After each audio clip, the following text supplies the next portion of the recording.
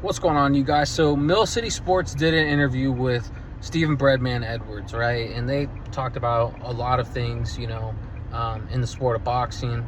And they had brought up, the Devin Haney, Brian Norman Jr. fight, and Breadman gave his thoughts, on the fight, what to look for, what he's expecting, all the ins and outs of a prediction, right? And I've been pretty critical of certain things that Stephen Breadman Edwards has said in the past, that I obviously just disagreed with, and today in this interview that I watched, he talked about, obviously the fight, blah, blah, blah, but he got to resume. He got to Brian Norman Jr.'s resume. And just like every other, prediction video that may be out there, for whatever fight it may be, people are going to bring up resume. Right, that's just what happens, and that's what they base their prediction off of. In this case, he was saying something along the lines of, well, when I look at this fight and I look at Brian Norman Jr., I just haven't seen Brian Norman in there with any black fighters, right? He's like, I just haven't seen it. We only seen him in the ring with guys that come forward and are just like, kind of Mexican style. And automatically my mind went to, well, he fought Quentin Randall, and Quentin Randall wasn't a bum, right? Quentin Randall's the type of dude that, is a tough fight for up and coming rising star, that wants to get into title contention. That's a step up fight, right? Quentin Randall ain't a world beater by any means, right? But hey, he happens to be black, right?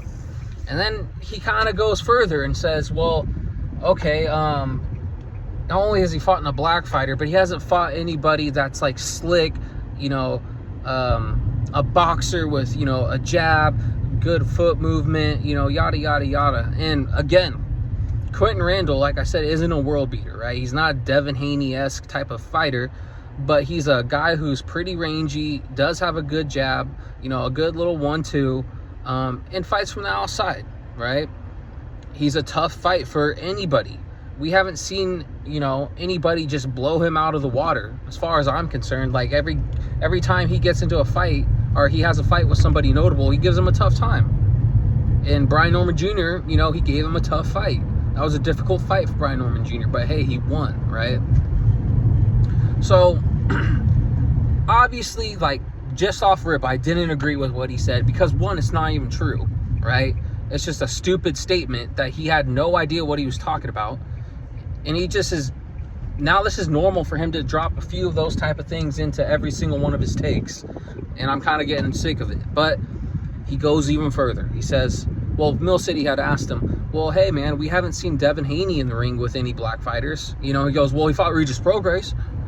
But he goes, yeah, I know, but he hasn't fought, the type of fighter that you're describing, like a superior boxer with foot movement. And, Regis Prograis ain't that. And, he agrees with Mill City. And obviously, just real quick, Regis Prograis is a dude that has no footwork at all, slow feet, slow hands in my opinion, and honestly just looks uncoordinated every time he throws punches in my eyes. He doesn't look fluid.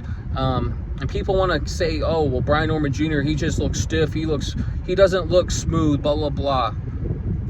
Okay, well, what do you guys say about Regis Prograis, right? I mean, they dogged on, they're dogging on Brian Norman Jr., but Regis Prograis wasn't no, world beater. But they'll go to, wit's end talking about, well, that was just a great win by Devin Haney. He looked dominant, blah, blah, blah. Well, the dude had no feet and slow hands. Really not a slick boxer by any means, right? And you know what? I've just never been high on Regis Prograis, to be straight up with you. I thought he was very beatable for anybody that had, some skill like a Devin Haney, and to just box him, right? I mean, he arguably lost the fight that he fought before Devin Haney to Zorilla. He looked like garbage in that fight, and he's really looked like garbage in every single fight since then. All right, unless you're going, toe-to-toe with a Jojo Diaz, a faded Jojo Diaz, I might add, right? So, I don't know, man. I just don't look at, that win as a great win. I know it's a great win on Devin Haney's resume, right? But, like, it's not like, oh man, you just beat a killer in Regis Prograis, right? I don't look at it like that, but some people may look at it like that. But he goes on to say this, and I'm talking about Stephen Breadman Edwards, right? He's like, well, he may have not fought a black fighter that, you know, has those attributes, but he fought Vasily Lomachenko, and Vasily Lomachenko kind of has those attributes. You're talking about Vasily Lomachenko, a dude who was completely undersized in the ring with Devin Haney, right? On the tail end of his career, you know, isn't like, has a dominant jab. He has, I guess, good footwork because he did ballerina classes for years, right? His daddy took him out of boxing and put him in ballerina, so I guess he has somewhat good feet, but those feet didn't show up when he fought Teofimo, nor did they show up when he fought a pudgy journeyman in Orlando Salido, right? But I honestly just felt like it was moving the goalpost with his argument, but I just didn't agree with it. But if we're going to be completely honest, even about the Lomachenko fight, right? People say Lomachenko beat him that night, right? I don't think he beat Devin Haney. I thought the fight was competitive, but I thought Devin Haney did enough to win the fight. I thought he won the fight. But there's people that will say, hey, no, I actually thought Vasily Lomachenko won the fight, right? I don't know. And he was getting off on Devin Haney quite a bit in the fight. He had his moments, but I didn't think he won. I thought Devin Haney did enough to win the fight. I thought his body work in that fight was really good. You know, he did land quite a bit of punches. He boxed him. I mean, it was a highly competitive fight, but it's not like he dominated the fight. You know what I mean? So, I don't know. And to me, what it seemed like is they're trying to dog on Brian Norman Jr.'s resume, and I'm not sure what the objective would be for Stephen Breadman Edwards, but I said this in a previous video that I did, you know, reacting to some of the stuff he said when it came to Crawford and Canelo. And now we're talking about Brian Norman and Devin Haney. These Philly dudes, they just ride hard for their Philly guys. And people may know that Brian Norman Jr. and Jerome Boots Ennis, they have beef. You know, they've went back and forth. They've had their moments where they've bashed on each other. And you see Brian Norman Sr. talk bad about Boots. You see Greg Hackett talk bad about Brian Norman Jr. I just think it's a Philly thing now with some of these takes. And it just seems like dude's just a hater. And he's just a massive Jerome Boots Ennis fan, in my opinion. I don't know if he's just trying to dog on Brian Norman Jr., you know, to... I don't know the objective behind it, bro. But I'm getting real sick of these Philly dudes giving their takes, their hater-ass takes. I'm just getting sick of it. But had me thinking, too, like, throwing Quentin Randall out there. If Quentin Randall and Regis Prograis were in the same exact weight class, I know Regis Prograis is a 140-pounder his whole career. You could argue Quentin Randall, his style would give Regis Prograis nightmares, right? Zorilla wasn't no world beater. No one even heard of him, and they probably forgot all about him, but he looked like he beat Regis Prograis that night.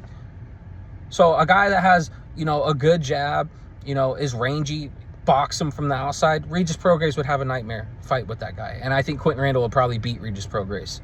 And Vasily Lomachenko, one thing he said about Vasily Lomachenko, and this is controversial here, right?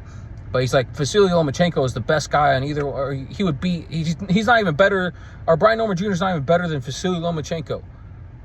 Bro, this dude lost to Orlando Salido, Teofimo Lopez, Devin Haney, right? He arguably lost to Jermaine Ortiz before he fought Devin Haney, right? But he lost to a fat, pudgy Orlando Salido. A guy with Santillan style would probably whoop up on Vasily Lomachenko. If Orlando Salido was able to, right? Santillan probably would be up on Vasily Lomachenko if they happen to be in the same exact weight class. I don't know. Styles make fights. That may be controversial, but the dude was just trying to bash on, you know, Brian Norman Jr.'s resume, and I just didn't agree with it, you know, but it makes it even worse when it's coming from a dude from Philly for some reason now. And like I said, I've gotten to a point where I've not been able to stand anybody from Philly. I don't like the fighters. I don't even like the trainers, the, you know, boxing pundits that come from there. I'm just kind of sick of them. I'm sick of them. And I think the last great legend in boxing from Philadelphia was Joe Frazier. He was a legend inside the ring and outside the ring. You know, he wasn't a hater. He actually did a lot, and people don't even give him respect. But that's probably the only legend that I will, say I like from Philadelphia. Everyone else I don't like. It's come to that point now. But those are my thoughts. I know I went on a little rant there, but let me know what you guys think. Do you guys think that Stephen Breadman Edwards is right? And the things that he said, he hasn't fought a black fighter, he hasn't fought anybody slick or with boxing ability, or do you kind of agree with me here? Let me know what you guys think. Hate, like, comment, subscribe.